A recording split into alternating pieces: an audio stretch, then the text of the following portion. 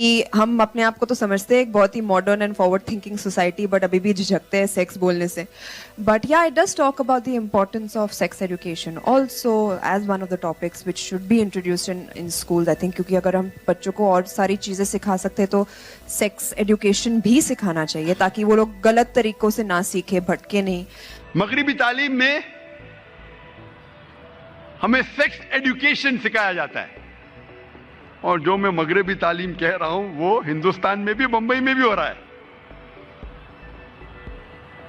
Sex education सिर्फ western countries में नहीं, इंडिया में भी, बंबई में भी.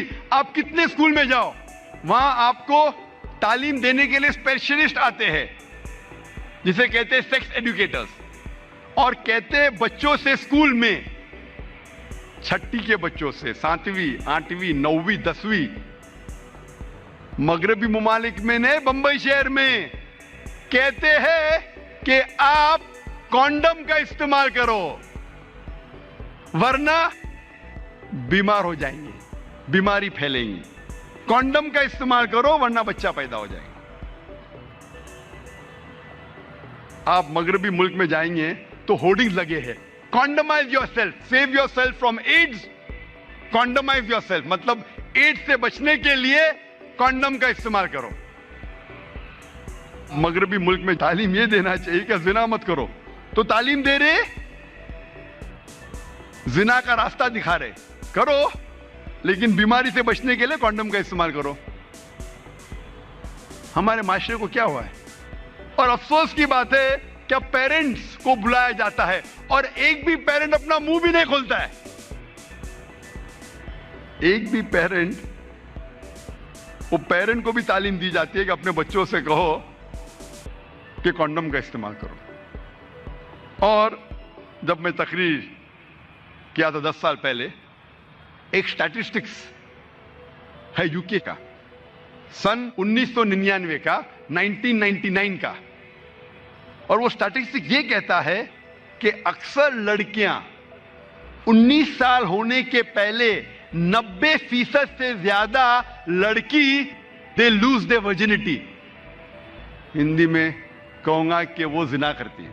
90% से ज्यादा लड़कियां 19 साल होने के पहले यूके में जिना करती है.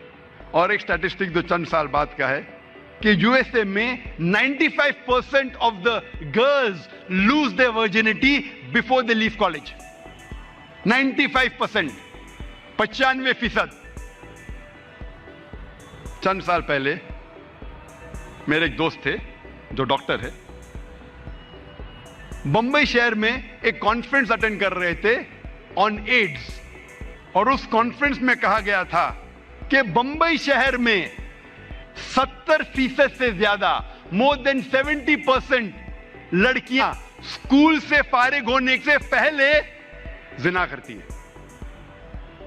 मुझे यकीन नहीं हुआ कि बंबई शहर में, इंग्लैंड में हो सकता है, यूएसए में हो सकता है, बंबई शहर में मेडिकल कॉन्फ्रेंस ऑन एड्स 70% से ज्यादा लड़कियां they lose their virginity. Urdu में कहूंगा जिना करती है 70%. 10 लड़कियां जो स्कूल में जा रहे बंबई शहर में, 10 में से 7 जिना कर रही है. कान को यकीन नहीं होता. यह भी स्टैटिस्टिक्स से चंद साल पहले की. हम क्या सिखा रहे हैं हमारे बच्चों को? इसीलिए जब एक सर्वे किया गया था यूके में, इंग्लैंड में, सिंगल सेक्स स्कूल और कोएड स्कूल के दरमियान एक सर्वे हुआ था, स्टडीज, कि जो स्कूल में सिर्फ एक जिन्स के बच्चे पढ़ते, सिर्फ लड़कियां या सिर्फ लड़के, और दूसरी जगह कोएड स्कूल, लड़के लड़कियां साथ में पढ़ती है. The results of a single sex school, जो तालीम का जो मयार है और जो रिजल्ट्स है कामयाबी एग्जामिनेशन में, सिंगल सेक्स एक जिन्स की स्कूल में और बेहतर है. जहां सिर्फ लड़कियां पढ़ते स्कूल में या सिर्फ लड़के पढ़ते, उसका रिजल्ट इम्तिहान में और बेहतर है बनिस्बत कोएड स्कूल के. क्योंकि कोएड स्कूल में बच्चे एक दूसरे से कंपटीशन लगाते कि कैसे अपने ऑपोजिट सेक्स में हीरो या हीरोइन बने, कैसे मुतासिर करे अपने दूसरे जिन्स को। लड़का लड़की को मुतासिर करना चाहता है और लड़की लड़के को। इसीलिए यूके गवर्नमेंट सोच रही थी कि हम और सिंगल सेक्स स्कूल खोले, एक जिन्स की स्कूल खोले। इस्लाम की तरफ आ रहे हैं। ये थी मगरबी तालीम। मैं मिसाल दूंगा अभी ईसाई स्कूल के बारे में। हिंदुस्तान को अंग्रेज तो छोड़ के गए, लेकिन तालीम की बुनियाद अब भी क्रिश्चियन मिशनरीज के हाथ में है। हिंदुस्तान में कई स्कूल है। अक्सर जितने स्कूल है, हम जानते हैं मेजॉरिटी जो एजुकेशन, जो बुनियादी एजुकेशन की तालीम है, अक्सर शहरों में वो क्रिश्चियन कॉन्वेंट स्कूल्स कर रहे हैं। और कई स्कूलों में बच्चों को किस तरीके से मुतासिर किया जाता है उसकी मिसाल दूंगा मैं। अक्सर स्कूल में, चाहे बम्बे में हो, दिल्ली में हो, बेंगलोर में हो, हैदराबाद में हो, अक्सर स्कूल में सुबह को उन्हें दुआ करनी पड़ती है ईसा अलैहिस्सलाम को, नौज़ुबिल्लाह, क्योंकि ईसाई मानते हैं क्या ईसा अलैहिस्सलाम खुदा है, नौज़ुबिल्लाह।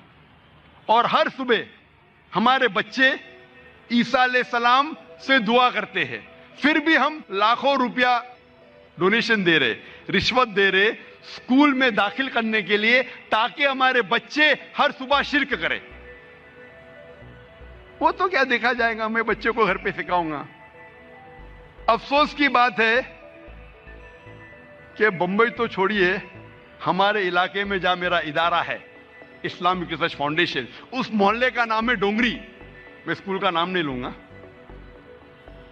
डोंगरी में एक मुसलमान की स्कूल है जहां बच्चे 95% से ज्यादा, 95% से ज्यादा मुस्लिम पढ़ते हैं, मैनेजमेंट मुस्लिम।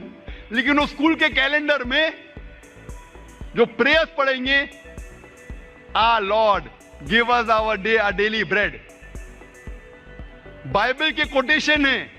ईसा अलैहिस्सलाम से नऊज़ुबिल्लाह कह रहे हैं कि वो हमारा रब है और उससे दुआ कर रहे हैं। आप सोच सकते, मुस्लिम मैनेज स्कूल,